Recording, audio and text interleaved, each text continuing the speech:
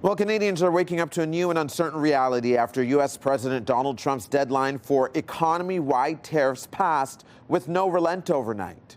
Tariffs 25% on Canada and 25% on Mexico, and that'll start. No room left for Mexico or for Canada. No, the tariffs, they're all set.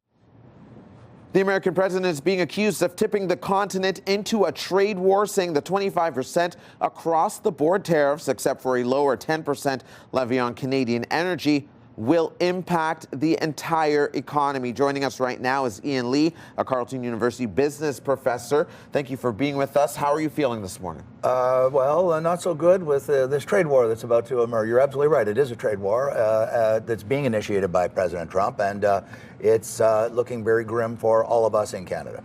Is the impact immediate? What timelines are we looking at when it comes to us truly feeling the sting or the punishment of these tariffs?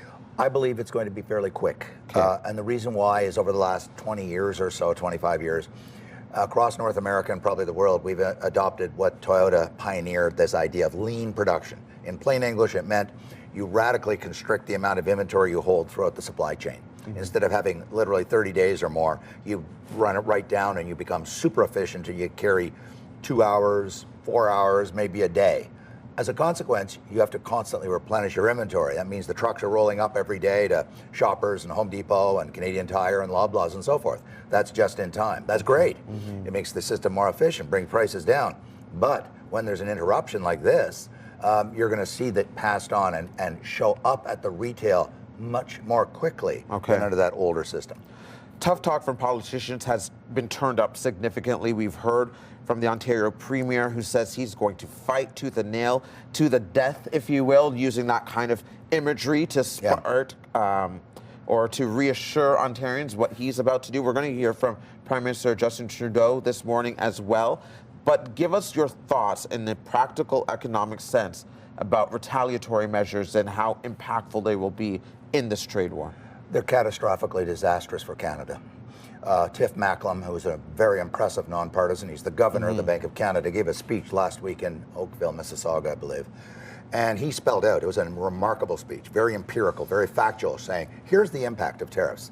And it didn't matter if they're Trump's tariffs or our retaliatory tariffs. And he shows how it drives down capital investment, it drives up prices, it drives down the dollar. It's just bad, bad, bad all the way. So it's the worst possible solution. I'm not talking about cutting off electricity. That's a different issue. Right, okay. We're talking about retaliatory tariffs only. And your listeners, it's really important to understand this.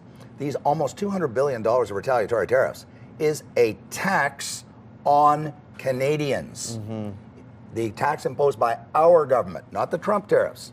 The tax is imposed on us, all of us. That's going to drive up. What it's going to do is take this very bad situation that Donald Trump has created and make it much, much worse.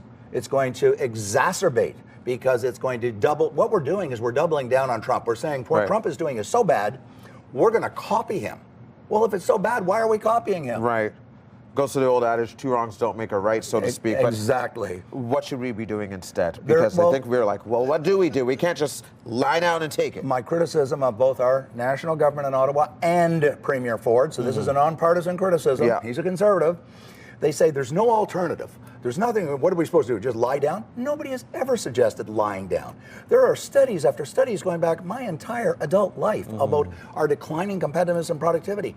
Carolyn Rogers, Deputy Governor of the Bank of Canada, gave a speech almost 1 year ago today called Time to Break the Glass. She has a long shopping list of all the things that we have to do to get our house in order to deal with the threat imposed by Donald Trump, such as the elimination of interprovincial trade barriers. Stephen Polaz, the former governor, says if we get rid of that $200 billion, that will offset and cancel out the full impact of Trump's tariffs on us. We've got to get rid of those protected industries that reduce competition, that allow companies such as the telephone companies to drive up the price of services to us. So we've got to diversify our trade with other countries and become less dependent on the United States.